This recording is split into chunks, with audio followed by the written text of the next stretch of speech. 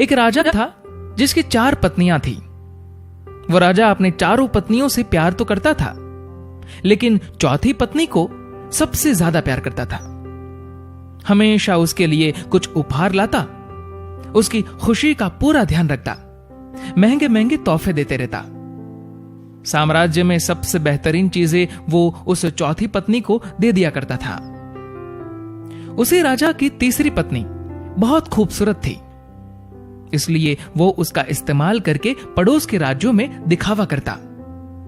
वो उससे सिर्फ इसलिए प्यार करता था क्योंकि उसकी मदद से वो पड़ोस के राज्यों के राजाओं को जलाता रहता था।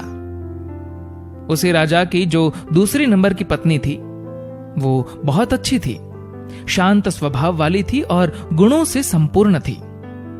जब भी राजा को अपने राज्य में कोई बड़ी समस्या का सामना करना पड़ता था या कोई बड़ी मुसीबत में होता और उसे फैसले लेने में दिक्कत होती, तब वो राजा दूसरी नंबर की पत्नी के पास जाता और वो इतनी बुद्धिमान थी कि बहुत आसानी से राजा की बड़ी से बड़ी समस्या का हल बताकर राजा को खुश कर देती। अब राजा की जो पहले नंबर की पत्नी थी, वो बहुत वफादार, बहुत ही ईमानदार थी। वो हमेशा राजा की सेहत का ध्यान रखती, राजा की संपत्ति की रक्षा करती और हमेशा उसको राजा के सेहत की फिक्र रहती। लेकिन राजा इस पत्नी के मामले में बहुत ही नादान था। राजा इस पहली पत्नी को शायद ही कभी नोटिस भी करता। प्रेम तो बहुत दूर की बात, पूरे दिन में शायद ही एक बार भी इस पत्नी का ध्यान भी आता। एक दिन राजा बीमार पड़ गया, इतना बीमार कि उसे यह एहसास हो गया था कि वो अब हमेशा के लिए इस दुनिया से विदा होने वाला है। उसे भनक लग गई थी कि किसी भी वक्त उसकी मृत्यु हो सकती है। उसके मन में यह ख्याल आया कि अभी जीवित अवस्था में तो उसके पास 4 पत्नियां हैं, लेकिन मरने के बाद तो एकदम अकेला हो जाएगा। उसने अपने चौथे नंबर की पत्नी को बुलाया और पूछा कि मैंने तुम्हें सबसे ज्यादा प्यार दिया, अब मैं मरने वाला हूं, तो क्या तुम मेरे साथ आ सकती हो और मृत्यु के बाद भी मेरे साथ रह सकती हो? चौथी पत्नी बिना एक भी शब्द बोले राजा से दूर चली गई। राजा को उसका यह रूप देखकर बहुत दुख हुआ। उसने अब सोचा कि वक्त बर्बाद करने से कोई मतलब नहीं है, इसलिए जल्दी से उसने अपनी तीसरी पत्नी को बुलाया और वही सवाल दोहराया कि क्या तुम मेरे साथ मर सकती हो और मृत्यु के बाद तुम मेरे साथ रह सकती हो? तीसरी पत्नी ने भी सीधा मना कर दिया, ये कहकर कि जिंदगी बहुत अच्छी है और तुम्हारे मरने के बाद मैं किसी और से शादी कर लूंगी। जब ये शब्द तीसरी पत्नी से सुने तो राजा का हृदय एकदम से टूट गया। अब बिना देर किए उसने अपनी दूसरी पत्नी को बुलाया और वही सवाल दोहराया।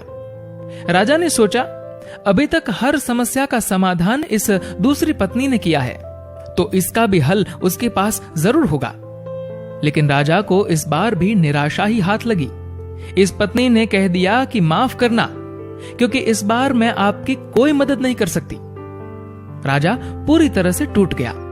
फिर बाहर से एक आवाज आई कि मैं तुम्हारे साथ चलूंगी, चाहे तुम जहां भी जाओ मैं साथ दूंगी। राजा ने आंखों में आंसुओं के साथ नजरें उठाई और देखा तो ये पहली पत्नी थी। ये पहली पत्नी बहुत बीमार और दुखी दिख रही थी। राजा ने कहा, शायद मुझे तुम्हारी देखभाल ठीक से करनी चाहिए थी, मैंने तुम्हारा ध्यान नहीं रखा। जिंदगी का सच यही है, हम सबकी भी 4 पत्नियां हैं। चौथी पत्नी है हमारा शरीर। पूरी जिंदगी सजाकर रखते हैं, लेकिन मृत्यु पर यह हमें छोड़ देता है। तीसरी पत्नी है हमारी संपत्ति और हमारा पद। जब हम मरेंगे तो यह सब किसी और के पास चला जाएगा। दूसरी पत्नी है हमारा परिवार, हमारे दोस्त, हमारे रिश्तेदार। चाहे वो हमसे कितना भी प्यार क्यों ना करते हो, लेकिन मृत्यु पर वो सिर्फ श्मशान तक साथ देंगे। और अंत में हमारी पहली पत्नी है हमारी आत्मा। शरीर, संपत्ति, सुख सुविधा में हमेशा हम हमारी आत्मा को भूल जाते हैं, लेकिन जीवन का कड़वा सच यही है कि सिर्फ और सिर्फ हमारी आत्मा ही हमारे साथ रहेगी। हमने कभी भी आत्मा के कल्याण की चिंता की ही नहीं, जबकि दूसरी चीजों के साथ हमें सबसे ज्यादा हमारी आत्मा की फिक्र करनी चाहिए। अभी वक्त है, अपने आत्मा के लिए समय निकालिए और आत्मा के कल्याण का प्रयास कीजिए, क्योंकि सिर्फ यही आत्मा है जो हमेशा हमारे साथ रहेगी।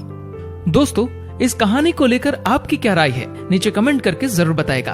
और अगर आपको ये वीडियो अच्छा लगा हो तो इस वीडियो को लाइक करेगा और शेयर करेगा। और ऐसे ही इंस्पिरेशनल स्टोरीज के लिए फॉलो करें हमारे फेसबुक पेज को और सब्सक्राइब करें हमारे यूट्यूब चैनल को। धन्यवाद।